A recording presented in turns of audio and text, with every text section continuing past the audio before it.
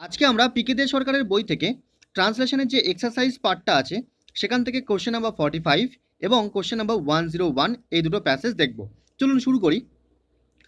ফার্স্টে আপনারা ভিডিওটা পজ করে এইটাকে ভালো করে পড়ে নিন, প্যাসেজটা কি বলেছে, তারপর আমরা শুরু করব। ঠিক আছে, পড়া হয়েছে, তাহলে শুরু করি। দেখুন কি বলছে। ফার্স্ট লাইনটা বলছে, গৃহ হইতে বিতাড়িত হইয়াও 16 বছরের বালক রামমোহন ভীত হইলেন না। তাহলে এই সেন্সটা কি বোঝাচ্ছে? ভীত হইলেন না তার মানে কি? ভীত হননি, তার মানে পাস্ট ইনডিফিনাইট সেন্স বোঝাচ্ছে, তাই না? তার মানে আপনাকে পাস্ট ইনডিফিনাইট এখানে লিখতে হবে। এবার দেখুন এই যে হইয়াও বলছে, তাহলে আপনাকে এখানে কিন্তু ইনস্পাইট কথাটা ব্যবহার করতে হবে, যে সত্ত্বেও হইয়াও, তাই না? তাহলে কে বিতাড়িত হয়েছিলেন এই বিষয়টাকে, সাবজেক্টটাকে চুজ করতে হবে ভালো করে, যে কি রামমোহন। ফার্স্ট লিখলেন যে রামমোহন, তারপর কমা দিলেন, কমা দিয়ে লিখলেন যে কি 16 ইয়ার ওল্ড বয়, এরকমভাবেও কিন্তু লিখতে পারেন, বা 16 ইয়ার বয় এরকমভাবেও কিন্তু লিখতে পারেন, কিন্তু পাস্ট ইনডিফিনাইটে লিখতে হবে। দেখুন এটাকে কীভাবে করা যায়। দেখুন যে রামমোহন কমা দিলাম, দিয়ে লিখলাম কি 16 ইয়ার ওল্ড বয়, তার মানে সাবজেক্টটাকে আমি ফার্স্ট চুজ করে নিলাম, ঠিক আছে? এবার দেখুন ভীত হইলেন না, তার মানে পাস্ট ইনডিফিনাইট, তাহলে সাবজেক্ট হওয়ার পরে ডিড নট গেট স্কেয়ার্ড, মানে ভীত হননি। এবার দেখুন এই যে ডিড আমি আনছি, সেই জন্য কিন্তু এখানে ভার্বের ফার্স্ট ফর্মটাই হবে। তাহলে ডিড নট গেট স্কেয়ার্ড, এই স্কেয়ার্ডটা কিন্তু এখানে অ্যাডজেক্টিভ হিসেবে ইউজ করা হয়েছে, মেন ভার্ব কিন্তু গেট, ঠিক আছে? ডিড নট গেট স্কেয়ার্ড মানে ভীত হননি, কি সত্ত্বেও? গৃহ হইতে বিতাড়িত হওয়া সত্ত্বেও। তাহলে সেখানে আপনি ইনস্পাইট লিখুন, ইনস্পাইট অফ গেটিং ইভিক্টেড, এই ইভিক্টেড মানে হচ্ছে বিতাড়িত হওয়া, ঠিক আছে? তাহলে ইনস্পাইট অফ গেটিং ইভিক্টেড মানে গেটিং ইভিক্টেড এই কথাটাকেই কিন্তু বিতাড়িত হওয়ার কথাটাকেই বলছে। তাহলে in spite of getting evicted from home. তাহলে বোঝা গেল ব্যাপারটা কি হলো, ফার্স্ট ইনডিফিনাইট সেন্সটাকে ইউজ করলাম, এবং এখানে সাবজেক্টটাকে কিন্তু রামমোহন তারপরে কমা দিয়ে 16 ইয়ার ওল্ড বয় এটাকে কিন্তু ইউজ করলাম, ঠিক আছে? বোঝা গেছে? আচ্ছা, তাহলে সেকেন্ড সেন্টেন্সটা দেখি, দেখুন কি বলছে। এখানে বলছে তিনি পায়ে হাঁটিয়াই ভ্রমণ করিতে করিতে তিব্বতে উপস্থিত হন। তাহলে দেখুন তিব্বতে উপস্থিত হন মানে কি? তিব্বতে উপস্থিত হয়েছিলেন, তাই কি না? তার মানে পাস্ট ইনডিফিনাইট সেন্সটা বোঝাচ্ছে। এবার এই যে পায়ে হাঁটিয়াই বলেছে, অনেকে কিন্তু এরকম লিখছে যে ওয়াকিং, ওয়াকিং না লিখে আপনি অন ফুট কথাটাকে ব্যবহার করুন। আর এই যে ভ্রমণ করিতে করিতে, তাহলে কি আপনি কিন্তু হোয়াইল ট্রাভেলিং এরকমভাবেও কিন্তু লিখতে পারেন, ঠিক আছে? তাহলে কি আপনাকে পাস্ট ইনডিফিনাইট টেন্সে লিখতে হবে। দেখুন কীভাবে করা যায় এটাকে। তিনি উপস্থিত হয়েছিলেন, তাহলে হি অ্যারাইভড মানে তিনি উপস্থিত হয়েছিলেন কোথায়? ইন তিব্বত। কিভাবে? On foot. এবার দেখুন এই যে বলছে যে ভ্রমণ করিতে করিতে, তাই এখানে লিখলাম যে ওয়াইল ট্রাভেলিং। তাহলে কি হি অ্যারাইভড ইন তিব্বত মানে তিনি তিব্বতে উপস্থিত হয়েছিলেন অন ফুট পায়ে হেঁটে, ওয়াইল ট্রাভেলিং মানে যখন তিনি ট্রাভেলিং করছিলেন, বা ট্রাভেলিং করিতে করিতে মানে ভ্রমণ করিতে করিতে। ব্যাপারটা বোঝা গেল কি হলো? আচ্ছা, তাহলে পরের সেন্টেন্সে দেখি কি বলছে। দেখুন দেখুন কি বলছে। এখানে বলছে সেখানেও তিনি ধর্ম ও কুসংস্কারের বিরুদ্ধে আন্দোলন আরম্ভ করিয়াছিলেন। মানে কি? আন্দোলন আরম্ভ করিয়াছিলেন, তার মানে পাস্ট ইনডিফিনিট টেন্স বোঝাচ্ছে। তাহলে আপনি এরকমভাবে লিখতে পারেন যে সেখানেও মানে কি দেয় তিনি শুরু করেছিলেন, তাহলে সাবজেক্ট হিসেবে আপনাকে কিন্তু হি আনতে হবে। তাহলে দেয়ার হি স্টার্টেড এরমভাবে কিন্তু আপনাকে শুরু করতে হবে, যে সাবজেক্ট তারপরে ভার্বের সেকেন্ড ফর্ম পাস্ট ইনডিফিনিট যেরকম নিয়মটা আছে ঠিক সেইভাবে কিন্তু লিখতে হবে। দেখুন এইভাবে কি লেখা যেতে পারে, সেখানেও তিনি শুরু করেছিলেন, তাহলে কি দেয় হি স্টার্টেড। দেখুন সাবজেক্ট ভার্বের সেকেন্ড ফর্ম, কি শুরু করেছিলেন? দি মুভমেন্ট মানে আন্দোলন, কিসের বিরুদ্ধে? Against religion and superstition. বোঝা গেল তাহলে ব্যাপারটা কি হলো? তাহলে কিন্তু এখানে আপনাকে বিরুদ্ধে মানে এই যে বিরুদ্ধে, তাহলে কিন্তু প্রিপোজিশন হিসেবে এগেনস্ট কথাটাকে ইউজ করতে হবে, ঠিক আছে? তাহলে ব্যাপারটা কি হলো দেখুন, কি দেয়ার হি স্টার্টেড দি মুভমেন্ট মানে সেখানে তিনি শুরু করেছিলেন আন্দোলন এগেনস্ট রিলিজিয়ন অ্যান্ড সুপারস্টিশন মানে রিলিজিয়ন মানে ধর্ম এবং সুপারস্টিশন মানে কুসংস্কারের বিরুদ্ধে। বোঝা গেছে তাহলে ব্যাপারটা কি হলো? আচ্ছা, তাহলে পরের সেন্টেন্সটা দেখি, দেখুন কি বলছে। এখানে বলছে তাঁর বক্তৃতার ফলে অনেক লোক তাহার শত্রু হইয়া দাঁড়াইল। মানে কি? তার বক্তৃতার ফলে মানে কি? As a result of his lecture এরকমভাবে আপনি লিখতে পারেন। এবারে অনেক লোক তাহার শত্রু হইয়া দাঁড়াইল মানে কি? অনেক লোক তাহার শত্রু হইয়া উঠেছিল মানে বিকেম আপনি লিখতে পারেন, যেহেতু আপনি এটাকে পাস্ট ইনডিফিনাইট টেন্স ব্যবহার করবেন। তাহলে কি দেখুন এইভাবে কিভাবে লেখা যায়। দেখুন এই যে তাহার বক্তৃতার ফলে মানে কি? As a lecture sorry as a result of his lecture মানে তাহার বক্তৃতার ফলে। বোঝা গেল ব্যাপারটা কি হলো? As a result of his lecture মানে কি তাহার বক্তৃতার ফলে কি হয়েছিল? অনেক লোক তাহার শত্রু হয়ে উঠেছে। তাহলে এখান থেকে দেখুন, এখান থেকে কিন্তু পাস্ট ইনডিফিনিট টেন্সটাকে আমি ইউজ করছি কি মেনি পিপল মানে অনেক মানুষ। অনেকে দেখছি এখানে পিপলস লিখছে না, পিপল এই যে পিপল কথাটা কিন্তু এটা নিজেই সিঙ্গুলার আবার নিজেই প্লুরাল, মানে পিপলটা সিঙ্গুলার এবং প্লুরাল বোথ সেন্সেই কিন্তু ইউজ করা হয়। তাহলে কি মেনি পিপল বিকেম মানে হয়ে উঠেছিল হিজ অ্যানিমি। তাহলে দেখুন সাবজেক্ট দেন ভার্বের সেকেন্ড ফর্ম দেন আমি অবজেক্টটাকে লিখলাম, ঠিক আছে? বোঝা গেল? আচ্ছা, তাহলে পরের সেন্টেন্সটা দেখে দেখুন কি বলছে এখানে। দেখুন এখানে কি বলছে, এমনকি তাহাকে হত্যা করিতেও চেষ্টা করিয়াছিল।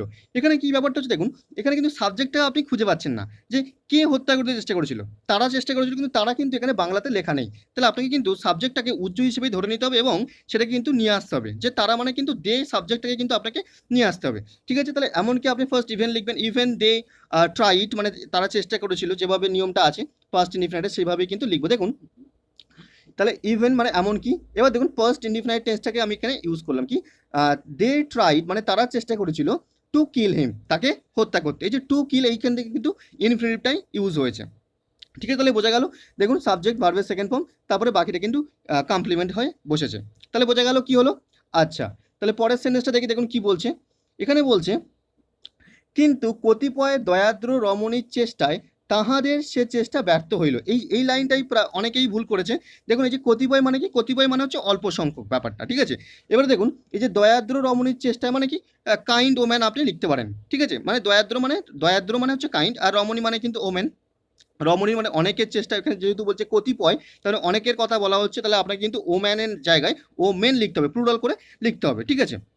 তাহলে কি, তাহাদের চেষ্টা ব্যর্থ হইল, তার মানে কি ব্যর্থ হয়েছিল, তার মানে অবশ্যই ফার্স্ট ইনডিফিনিট সেন্সটাই বোঝাচ্ছে। তাহলে আপনাকে সেইভাবেই কিন্তু লিখতে হবে। দেখুন তাহলে কিভাবে লিখবেন দেখুন, but in the efforts of some kind women, মানে কি বার্ট ইন দি এফোর্টস মানে তাদের চেষ্টায়, প্রচেষ্টায়, but in the efforts of some kind women মানে কিছু দয়াদ্র রমণী বা কিছু দয়াদ্র মহিলাদের প্রচেষ্টায়, দে ফেল্ড মানে তারা ব্যর্থ হয়েছিল, মানে তাদের চেষ্টা ব্যর্থ হইলো, তার মানে এটাকে আমি এইভাবে লিখছি যে দে ফেল্ড মানে তারা ব্যর্থ হয়েছিল। তাহলে দেখুন এই যে ফার্স্ট ইনডিফিনিট টেন্সটাই কিন্তু এখানে ইউজ করেছি সাবজেক্ট দেন ভার্বের সেকেন্ড ফর্ম।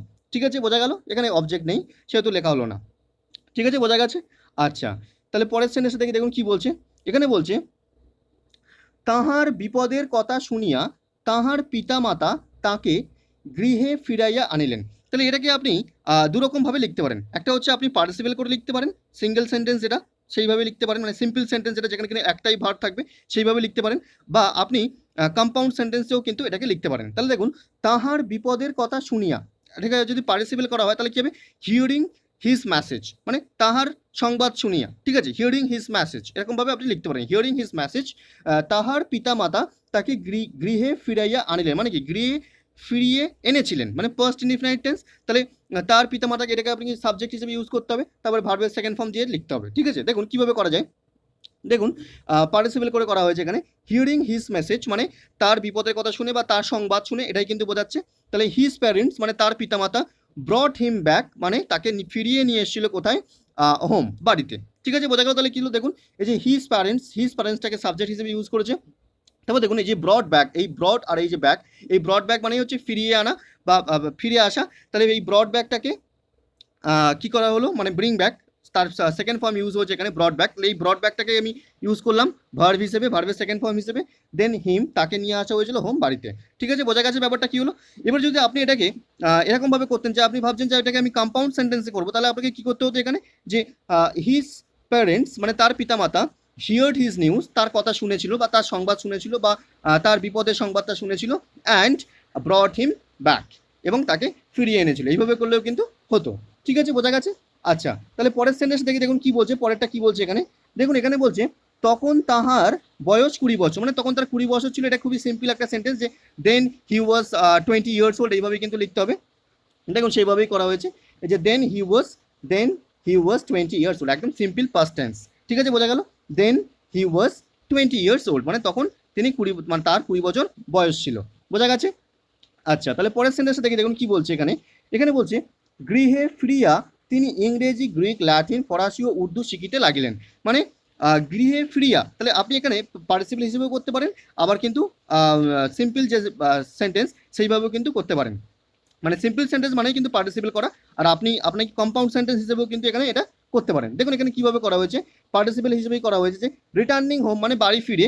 এবার দেখুন শিখিতে লাগিলেন মানে কি, শিখতে লাগলেন মানে কি, শিখিতে শুরু করেছিলেন, তার মানে কি ফার্স্ট ইনডিফিনিট টেন্স। তাহলে সেইভাবেই কিন্তু লেখা হচ্ছে। দেখুন এখানে যে হি স্টার্টেড মানে তিনি শুরু করেছিলেন, টু লার্ন মানে শিখতে, কারণ আমি এখানে ইনফিনিটিভ করলাম। দেখুন কি শিখতে শুরু করলেন, এই যে ভাষাগুলোর কথা বলা হচ্ছে, যে English, Greek, Latin, French and Urdu. ঠিক আছে, বোঝা গেল। তাহলে কি হলো, গৃহে ফিরিয়া মানে গৃহে ফিরে, তাহলে সেই কারণে এখানে পার্টিসিপেল করা হলো কি, রিটার্নিং হোম মানে বাড়ি ফিরে। হি স্টার্টেড মানে তিনি শুরু করেছিলেন, টু লার্ন মানে শিখতে, কি কি সেই ল্যাঙ্গুয়েজগুলো কি কিন্তু এখানে লেখা হলো।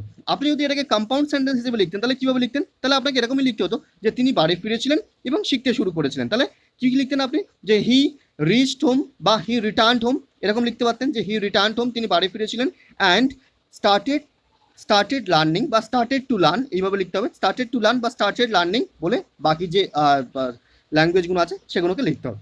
ঠিক আছে, বোঝা গেল ব্যাপারটা কী হলো? আচ্ছা, তাহলে এই যে প্যাসেজটা এখানেই কিন্তু কমপ্লিট হলো। আপনাদের যদি এখনও কোনো প্রবলেম থেকে থাকে, যে এখনও যদি ভাবছেন যে আমি বুঝতে পারছি না, তাহলে আবার প্রথম থেকে দেখুন, ঠিকঠাকই বুঝতে পারবেন। আচ্ছা, আমরা তাহলে পরের প্যাসেজটা দেখি। আপনি আবার একবার ভিডিওটাকে পজ করে এটা ভালো করে একবার প্যাসেজটাকে পড়ে নিন, তারপর আমরা এগোবো। ঠিক আছে, তাহলে এগোই। দেখুন কি বলছে, দেখুন এখানে কি বলছে। এখানে বলছে যে কি, আজকাল শিক্ষাবলিতে আমরা সাধারণত বুঝি বিদ্যালয়ের নির্দিষ্ট পুস্তকগুলি পাঠ করা এবং পরীক্ষায় উত্তীর্ণ হওয়া। এই সেন্টেন্সটা কেউই ঠিকঠাক লিখতে পারেননি। তাহলে এই যে বলছে যে আমরা আজকালটাকে আপনারা অনেকে টুডেজ হিসেবে লিখছেন, এটাকে টুডেজ না লিখে আপনি নাও এডেজ লিখতে পারেন। ঠিক আছে, সেটাই কিন্তু অ্যাপ্রোপ্রিয়েট হবে। তাহলে নাও এডেজ আপনি এইভাবে লিখুন।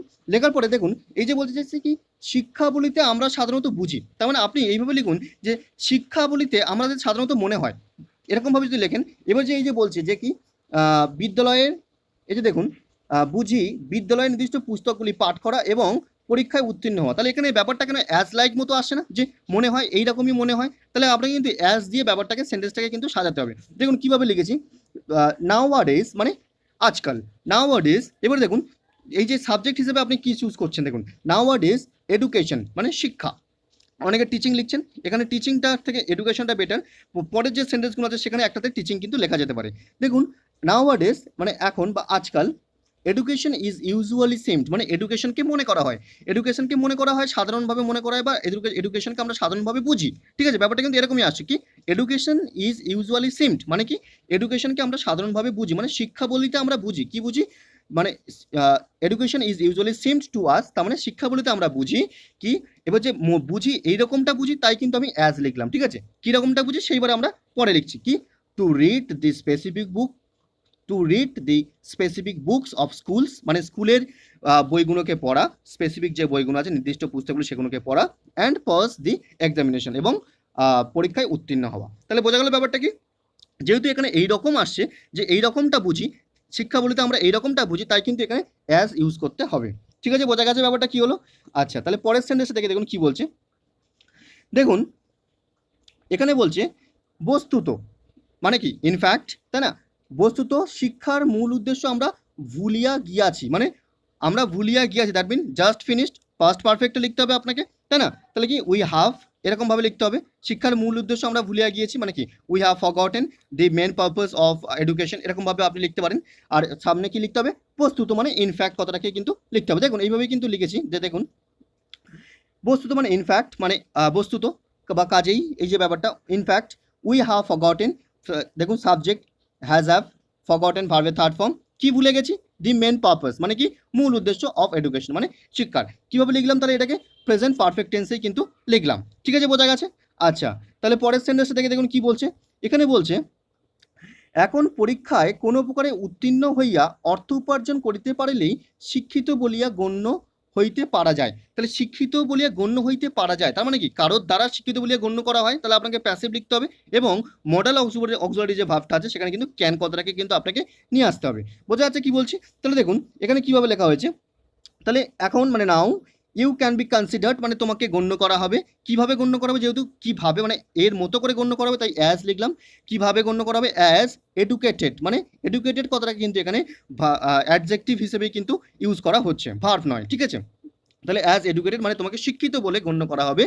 অনলি কেবলমাত্র যদি তুমি, ইফ ইউ ক্যান আর্ন, যদি তুমি আর্ন করতে পারো মানি মানে অর্থ, by passing the exam in any way, যে কোনোভাবে আপনি যদি উত্তীর্ণ হতে পারেন এবং পয়সা বা অর্থ উপার্জন করতে পারেন, তাহলেই কিন্তু আপনাকে এডুকেটেড বলে কনসিডার করা হবে। তাহলে ব্যাপারটা বোঝা গেল কি হলো?